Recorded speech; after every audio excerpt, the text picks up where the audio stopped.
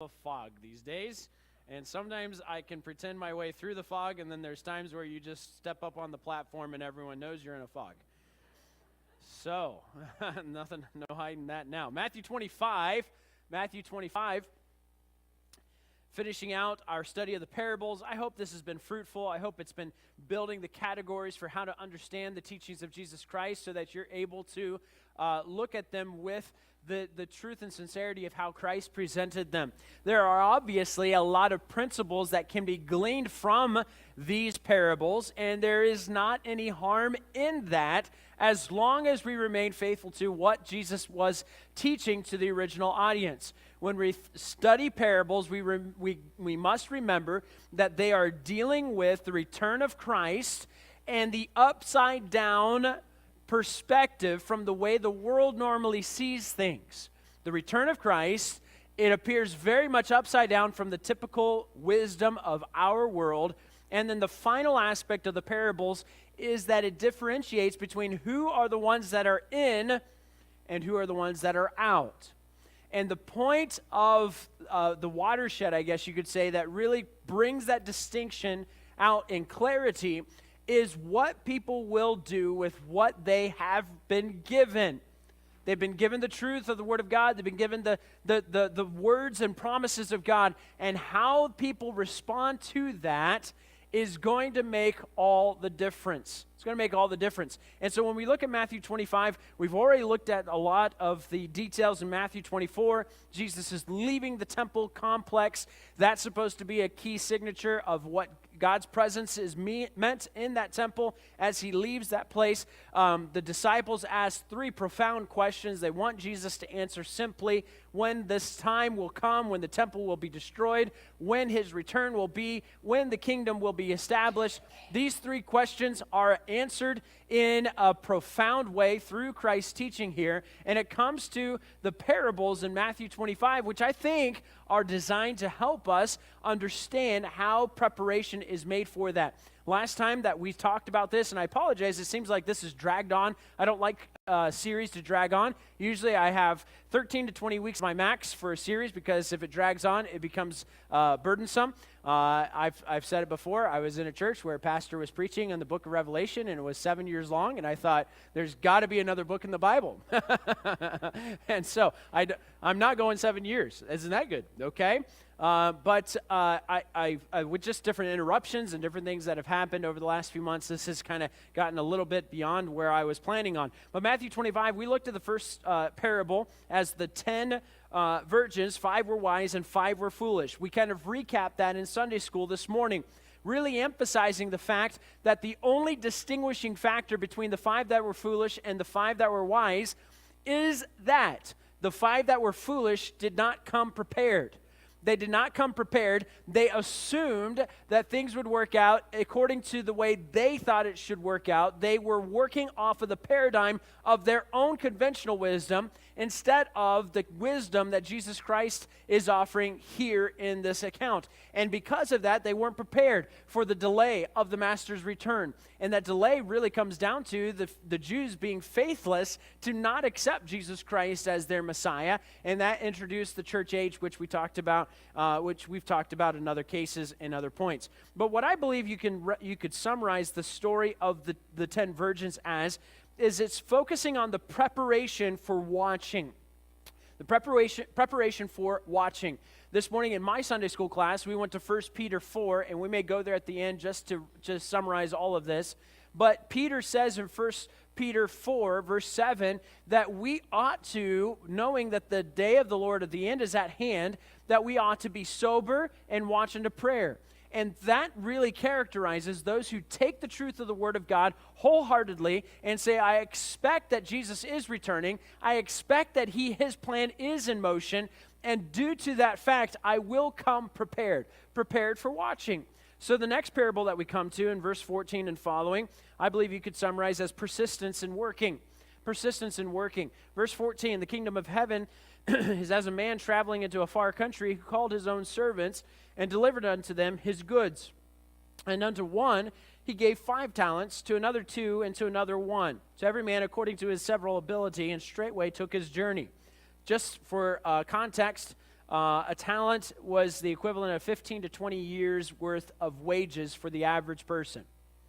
So this Lord is a wealthy Lord. This Lord has just handed out a tremendous amount of wealth. For 20 years of wages, 100 years worth of wages to the first guy. I mean, just think about how much money you could make in 100 years. And being handed that in a lump sum, manage this, steward this while I'm gone. And so sometimes we look at this parable and we say, oh, poor guy, they only got one talent. How much money would you make in 20 years? I mean, if you got a lump sum of that, that's still a decent draw, okay? And so don't look at that final guy that only received one and say, poor guy, he just got kind of shafted in the end. No, that's not it at all. This is the Lord knowing, the Lord, the master in the parable, knowing what these servants' abilities were.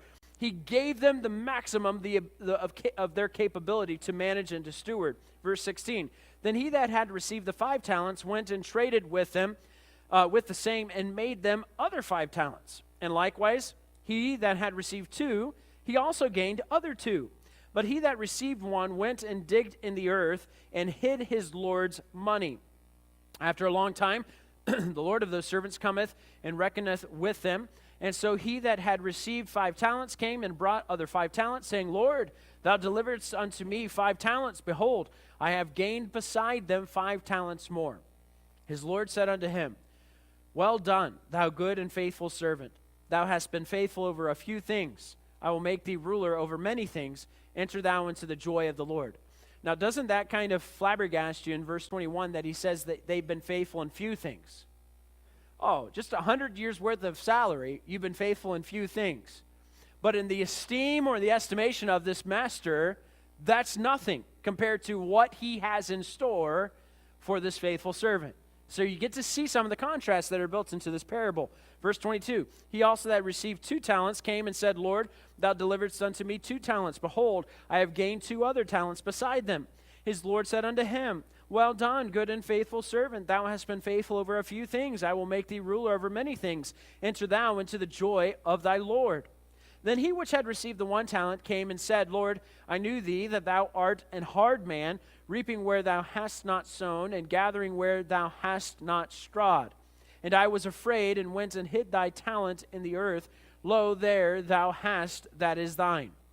His Lord answered and said unto him, thou wicked and slothful servant, thou knewest that I reap where I sowed not, and gather where I have not strawed. Thou oughtest therefore to have put my money to the exchangers, and then at my coming I should have received mine own with usury. Take therefore the talent from him, and give it unto him which hath 10 talents.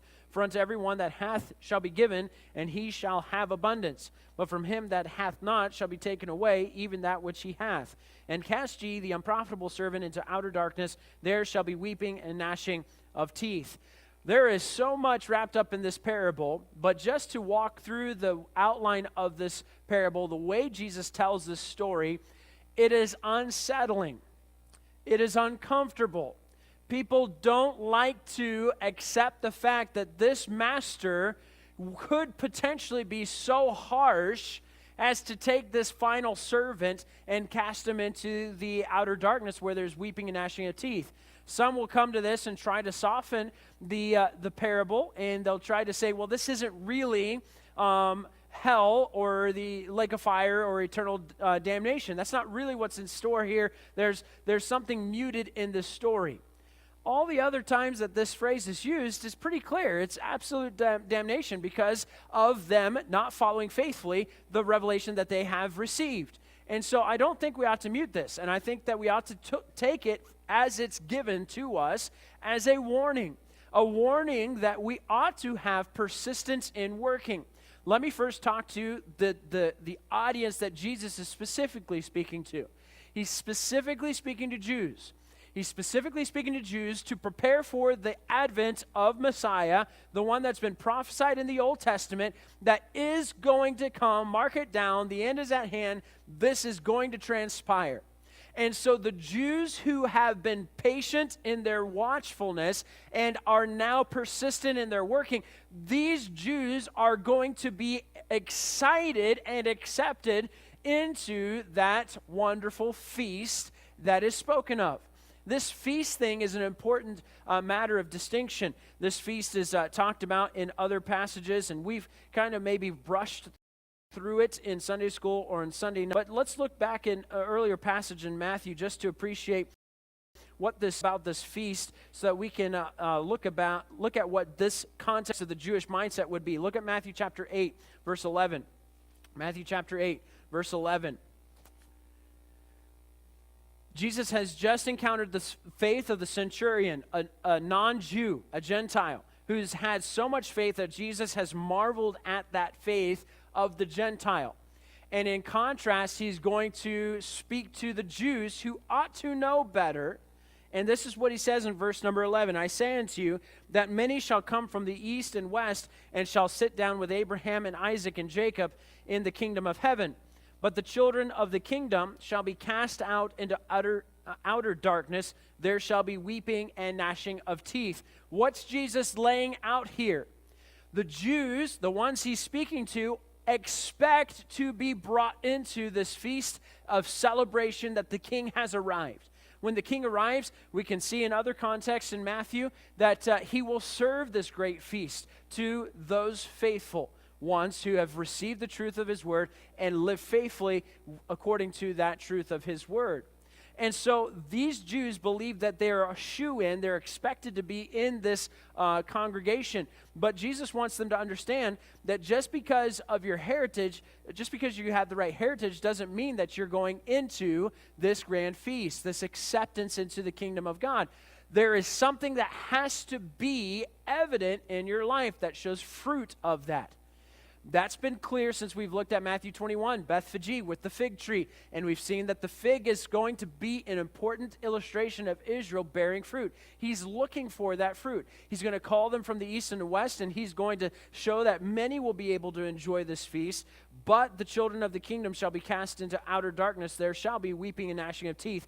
That image is specifically associated with that utter rejection and damnation that you can see through the parable of the 10 virgins and also the parable of the talents. Look at Matthew 22. We covered this. Generally, we'll just read a few verses from this.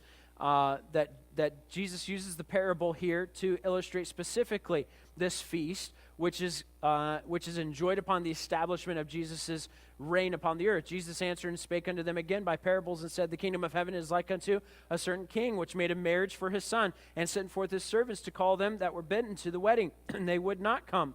Again he sent forth other servants, saying, tell them which are bidden, behold, I have prepared my dinner. My oxen and my fatlings are killed, and all things are ready. Come unto the marriage. But they made light of it, and went their ways, one to his farm, another to his merchandise. And the remnant took his servants, and entreated them spitefully, and slew them. But when the king heard thereof, he was wroth. He sent forth his armies, and destroyed those murderers, and burned up their city. What you see here are those that treat this lightly. So when you come back to Matthew 25 and you see the difference between these two servants, the one that was given 5 talents, the other 2 talents, they're lumped in as almost a single caricature in this parable, versus the one unprofitable, worthless servant who treated lightly the gift from the master. He treated it so lightly that he buried it, and he does nothing with it. When he buries it, often we think of it being that this is a perfect illustration of someone who has the abilities that God has given them, and they hide it under a bushel, they don't do anything in service to the Lord, and all that. That's a fair application. I could see that application, and I think that's the easy application to make, that they have been given something, they've buried it, and they don't allow it to be useful for God's work or ministry whatsoever. But there are other ways to bury things. And sometimes the way we can bury things is that you can put it in other, to the use of others, to where it is not going to bring profit to the one that it ought to bring profit to. What I mean is that there are so many who are followers of Christ who have been entrusted with things from God, who invest those abilities in their future, in their own kingdom building endeavor. And the reason why I bring this up is Jesus is speaking to Jews. who else should immediately come to their mind as someone who took something and buried it in the ground, was brought before an assembly, and in that assembly says, go here, you'll find it buried there? Achan. Right away, I really suspect that these listeners here would immediately associate this third servant as an Achan-like individual. Now, did Achan bury it to never be used? No, he was laying it aside for when he would really make it big. He was laying it aside when all the dust settles and maybe things kind of situate the way that it makes me comfortable, and I'm going to be able to really enjoy all these things that I've laid up here.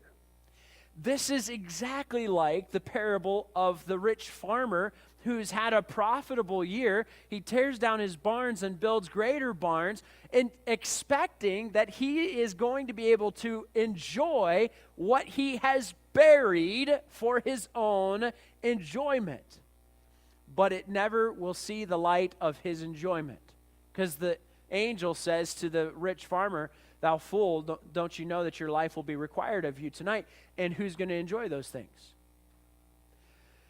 The one who buries those treasures, whether actually just burying it for it to never to be used, or that they're using it to be a starter for their own kingdom building endeavor.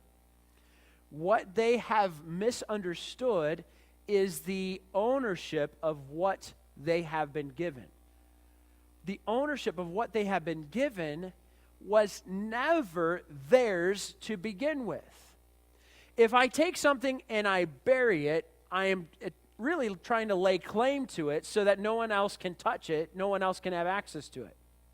And that kind of like one of the famous storylines for bank robbers. They go and they rob the bank and they make off with the stash, and then a classic operation is to take that money and go bury it somewhere where no one else will find it. And if you leave it hidden and you hold off spending it, because they have all those numbers marked on the bills, and they know when those numbers start appearing that they can trace where it's coming from and find you and all these different things. And so that whole operation is, if we leave it dormant for a long enough time, then when we begin to enjoy it, it will be something that's ours. We've laid claim to it, and they'll never get it back. That's the operation of this third servant. If I bury it out of sight, no one else touches it, eventually it becomes mine. That was kind of an operation within the society of the Jewish people. You could buy property, but eventually there would be reset that would go back to the original family owners. But if there was no one to claim it, eventually you could absorb those things. So this third servant, he's not a doofus. He's not really a person that's just like, well, Humpty Dumpty, I just didn't have a clue what I was doing with this. I really think this third servant knows exactly what he's doing. He has seen something, he has desired something, and he's laying claim to something, expecting that the ownership is his. But I think what we see clearly, the ownership was never his to begin with. Everything belongs to the master, and the master has full right to do with it as he chooses. How do you see that clearly displayed in this parable? You'll see it clearly displayed in the parable when the master takes the talent from the third servant. Verse 28, take therefore the talent from him and give it unto him which hath 10 talents. Now, there is another parable in Luke where people ask him, Master, he already has all this. Why are you going to give it to him? Well, the point is, it's the master's talent to do what he wills with. What Jesus wants these Jews to recognize is they have taken this book, this law. They have made it their own. They've tried to smash their own fingerprints into the 10 Commandments with elaborations on the 10 Commandments to where the commandments are so heavy no one could bear them. They wanted to make this law so much their own design and imprint that they thought this was theirs. And God's saying, no, this was never yours to begin with. This is mine, and I will do with it as I choose. The Jews wanted to take that religious system and make it so their identity. And you can see the vestiges of this playing out in the early church, because once the early church begins, there are a couple debates that take place in the early church as to how much of the Jewishness needs to carry over into the early church. And they were going to talk about eating of meats and circumcision and all these different things. Do all these things have to take place in the early church? And the debate finally kind of settles into where they recognize Christ has fulfilled the law. And so don't lay these things as an extraordinary burden on the Gentiles. We come to Christ by faith. And so the Jews had made this so much part and parcel of their identity that they had essentially buried this to build up their own kingdom. Because if I have a monopoly on what's true, then you have to come through me to get it. And then I become more valuable. I become more important. I become special. This parable destroys that by helping these listeners to Jesus understand this never has been yours to possess. This has been yours to proclaim. That's what it's supposed to be. The Jews were supposed to be a mission-minded nation who took this and lived it out so authentically that everyone in the world would look at the Jewish nation and say, wow, that God of the Jews is the God. There's no one else to compare. And that would draw people to the true Lord. That's what it should be doing. Applying it to today on a spiritual aspect and level. There are definitely a lot of religious groups who have made their own identities. They've tried to imprint their own signature on things so that it's theirs, and you have to come their way or you don't have access. And truly, it's burying the truth for their own kingdom building initiative. I've picked on them before, so might as well keep picking on them. Seventh-day Adventists are really being big about that. If you don't come through their way, then you're going to lose out, they say, in the end. If you're going to take on the mark of the beast, and they don't even think it's some chip in you, they think it's a matter of how you worship, then that's going to be the signature that separates you from the ones who get to enjoy the joy of the king that's mentioned even in this parable. They're burying the truth. Okay, so that's, I believe, the realm of what Jesus is teaching to the groups that are listening. Where do we walk away with application for us today? Well, I believe what you can see is plainly taught here is the stewardship responsibility that you have, that God has given you everything that you have in this life. Could you not say that, hey, those talents, 100 years worth of provision and blessing from God? And they just announced today that children today can expect to live to 100 years old. The children of this generation right now can expect that the average age would be about 100 years old. Wow. Now, some of us say, I never want to live that long, you know. But you know, hey, well, think about it. The person that was given 2 talents, well, you know, 40 years of provision and blessing. When you look at it from this perspective, there is room for the practical application of what you do with what God has given you. You can't monetize that. You can't monetize it. And what you do with it is truly giving it back to the Lord so that He is receiving the praise, He's receiving the glory, that the investment is a tremendous return on what God has given to you and to me. That's a practical application. What I fear, though, is when we come to Matthew 25 and preach it as that's the focus of what's being taught, I think we have shortchanged the parable. We've shortchanged the parable. And what we have to recognize is this parable is designed to help people to understand the persistence in working. What this boils down to is that those who are, because we said that reading a parable shows who's in and who's out. Who are the ones that are in this parable? Truly the ones that recognize nothing that I have in this life is for my own kingdom and for my own glory. The ones who take what has been given to them and see it as an opportunity to enrich the lives of others, preferring others, bettering the lives of others, so that it becomes a vehicle through which the gospel can be proclaimed, so that you're able to share the blessings of God with others. So as you share those blessings and people return the thanks, you can say, hey, don't thank me. God's given this to me in order that I might be a blessing. And so allow me the opportunity to be a blessing to you, to be an encouragement, to point Christ to others.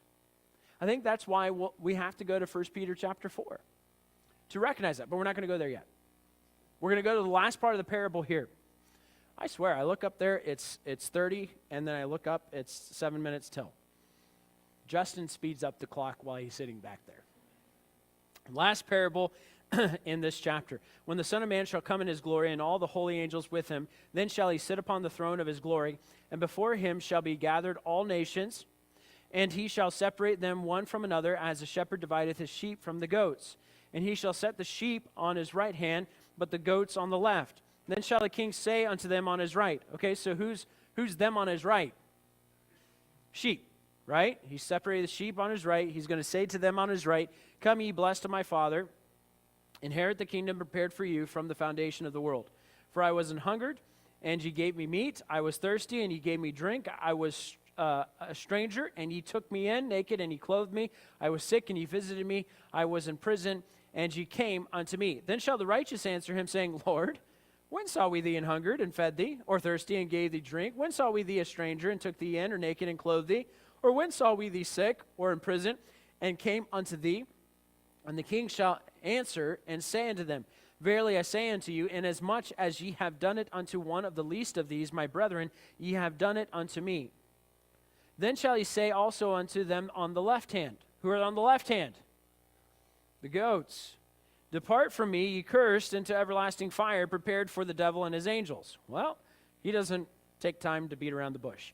For I was an hungered, and ye gave me no meat. I was thirsty, and ye gave me no drink. I was a stranger, ye took me not in. Naked, and ye clothed me not. Sick, and in prison, and ye visited me not. Then shall they also answer him, saying, Lord, when saw we thee an hungered, or athirst, or a stranger, or naked, or sick, or in prison, and did not minister unto thee?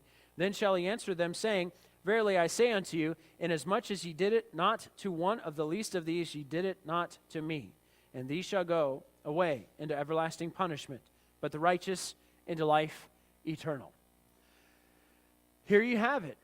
The final, this is that judgment, not the final great white judgment necessarily. There's a lot of debate as to where this judgment specifically lines up. But the parable is looking at the fact that those who get it are the ones who recognize that what God has given to us ought to be something we are watching for, something that I am working in, and something that I am waiting unto. And when I have those three things becoming the motion in my life that guides how I do what I do in this life, it's going to radically change everything and the way I operate. Those who cannot impart that kind of charity and hospitality are ones who are not living with the end is at hand. If the end is at hand and I loan my car to somebody, and that car is going to burn up one day, but when I loan my car to somebody, it gets wrecked. What's the big difference? Right? Now, would I be disappointed if my car got wrecked when I loaned it to somebody? Sure, I'd be disappointed. I mean, I kind of grown used to having that car, and so maybe it changes the way I've been doing things around my home and whatever. Maybe it's an inconvenience, but it's going to burn up one day. And so I'm just allowing this gift that God has given me, I'm giving it, I'm imparting it to someone else so that they can use it and that they can be blessed by it.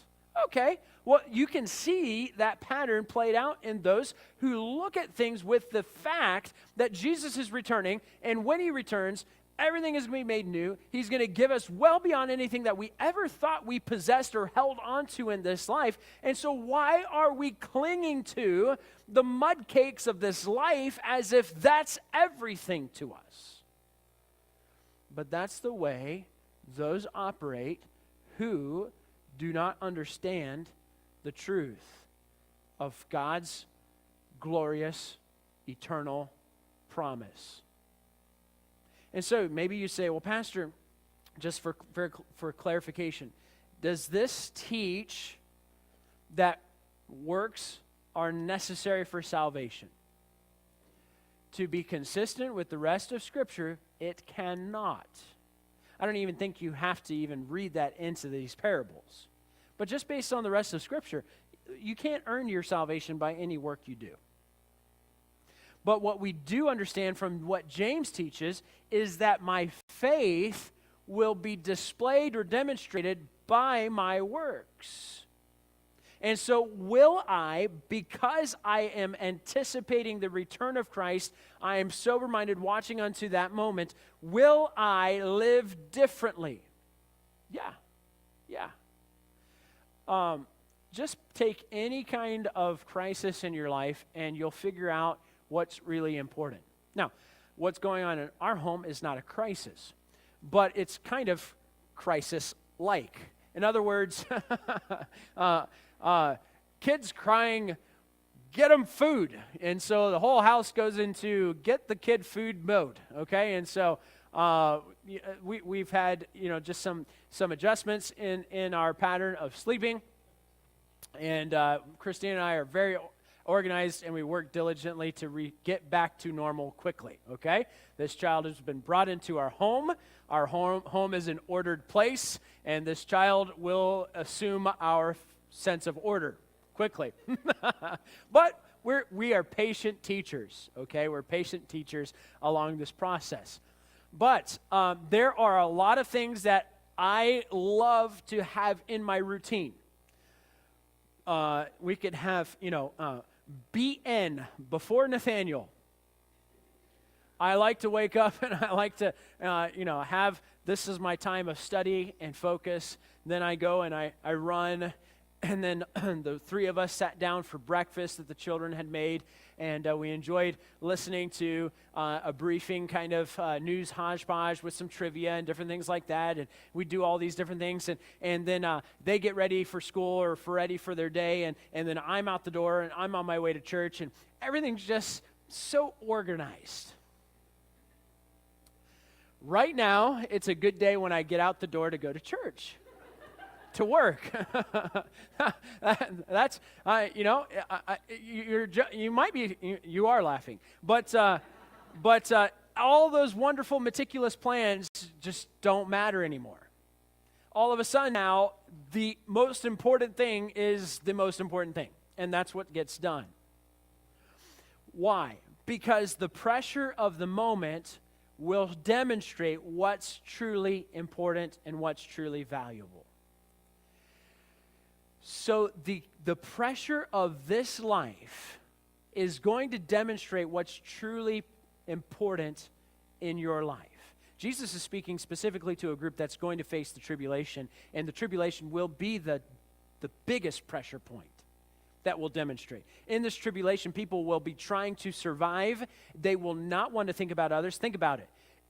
If wheat goes as expensive as Revelation talks about, and we haven't seen nothing yet, are you going to be eager to show hospitality and charity during the tribulation? But that's what he's describing right here at this final parable. These people don't operate like normal people. Why? Because they know the prophecies and they're anticipating the return of Christ. Give us this day our daily bread. God will provide for us. He'll take care of us. We have enough to share. Maybe it's only one little meal. Maybe it's just a little bit, but we have enough to share, and we will share it. That's what he's speaking of here in this parable of the division of the sheep and the goats, and why they've ministered and all of that, how that's playing out. So for our purposes, though, 1 Peter chapter 4. 1 Peter chapter 4, the specific application that I think Peter gives us that is too good to pass up. Twice in a day, it's worth it. And some of you aren't in my Sunday school class, so it's once for you, okay? 1 Peter chapter 4, verse 7. But the end of all things is at hand. Peter says it so succinctly. I don't think Peter is living with the idea that he will be an old person. Now, if you've lived on this earth long enough to be an older person, that's wonderful. Lord's given you a blessing of many years of influence and opportunity to serve him. But what I told my Sunday school class of younger people today, I said, if you are living with the imagination that I will be old on this earth, then you're not living with 1 Peter 4, 7 in your mind. You're not living with the idea that the end is at hand. Dan Patrick cannot live with the idea that I'm going to be 90 years old, walking around with a cane, hopefully still preaching something. It might be the same message every single time, but at least I'll preach something at 90 years old. But I don't live with that mentality. Maybe you say, well, it's just because you're a young guy. Well, no, I don't think so, because I've known a lot of guys that I've talked to who live with what their end-game retirement dream is going to be, and this is the way I'm going to live, and this is what I want to see happen in my life, and this is the ultimate, I've conquered this world and this life, and that's going to be so fulfilling. I really try to be prudent with what I plan for the future to take care of my family's needs, but as far as what I have planned, my plan is God's called me here, I serve faithfully, and I do what God's called me to each and every day. I wake up and I do that again. You can talk to young preachers coming right out of seminary, and they've got all kinds of things planned. They've got all kinds of things planned where they're going to, this is what I want to do, and this is how I want to get there, and this is what I'm going to do. And they use churches as stepping stones to get to one thing to the other, and they're moving all over the place and strategizing their careers and all these different things. And you say, does that really happen? Yeah, it really happens. It really happens. It happens a lot more than you might figure it happens. But the way that Christine and I operated from the moment we went into ministry, we said we are here without, it's indefinite. We're here without any other plan whatsoever. There is no, well, this is just on the way to fill in the blank. When people live with that, it often alters the way that they operate in that realm. And so you live as if I am not planning on the next because the end is at hand. It could be over. My life is a vapor, or Jesus Christ can return. So how does that color the way I live today? Be therefore sober and watch unto prayer. And above all things, have fervent charity among yourselves. For charity shall cover the multitude of sins. Use hospitality one to another without grudging. As every man hath received the gift, even so minister the same one to another, as good stewards of the manifold grace of God. I believe you could say, hey, Peter, does this have anything to do with the parable of the talents? And I really do believe Peter would say, hey, I think there's definitely some principles that you can glean from that if you're reading through 1 Peter 4, 7 through 11. Matthew 25 can read right into this. How are you sober-minded? How are you watching unto prayer? Parable of the 10 virgins. That's the illustration of that. How are you, above all things, having fervent charity among yourselves, and charity, for charity shall cover multitude of sins, and hospitality one to another. I really see that's demonstrated clearly with the last parable of the separation of the sheep and the goats. Sheep and the goats. And someone had a t-shirt on. This kid is not being helped with grammar. His shirt said deers on it. The plural of deer is deer. The plural of sheep is sheep. Okay? Help the next generation, for crying out loud. Anyway, so the sheep and the goats, that's coming down to the fact of showing that hospitality and showing that charity. And then lastly, to be good stewards of the manifold grace of God. Well, that sounds just like being good stewards of the talents that God has given. Being good stewards of it. So although Matthew 25 is looking to that Jewish group that's going to be seeing the coming of Christ and living with that in mind, the practical application, I think, is right here in 1 Peter 4. Do you live as if the end is at hand? I asked my Sunday school this morning, so I'll ask all of us in closing tonight. How will you live differently tomorrow, believing that Jesus could bring in the end time events? If the rapture could happen tomorrow, and that sets off all the eschatological events to come, and that brings on the fact that Jesus will reign here upon the earth, the return and reign of Christ, how will you live differently tomorrow? I'm not trying to rain on your parade of trying to relax and just enjoy a grill out with the family or whatever. That's fine. That's fine. But if it has no eternal investment, you didn't live with the end at hand. If it's simply that I do this so that I get something else in return, you're not living with the end is at hand. We ought to live that way. And because the Jews did not live or think that way, they have suffered some punishment for that. They've suffered loss. God's going to circle back, and he's going to come through on his promises. The Jews will recognize him whom they have pierced. And God's prophecies and promises will be resumed. But there are many who will be thrown into the outer darkness where there's weeping and gnashing of teeth, simply because they didn't take this seriously. He is returning. I will stand before him and give an account of my life. I want to hear him say, "Well done, thou good and faithful servant." You may hear tonight say, "Pastor, I'm just a guy that's been given one talent." That's fine. I'd be happy with someone writing a check for 20 years worth of salary. I wouldn't cry about that. That would be just fine. I think that's still above and beyond anything that we could ever calculate or fully appreciate. What I do with that one talent really means a lot to the Lord. So how will you use what the Lord has given you? Let's pray. Dear Lord, thank you for the truth of your word. And Lord, I've appreciated so much going through these parables and studying them more thoroughly. I pray, Lord, that you'd help us to be diligent in the way that we study your word, and that we would appreciate the truths of it, and that we would allow those truths to penetrate our heart deeply, so that we will be prepared, that we will live each day in the pursuit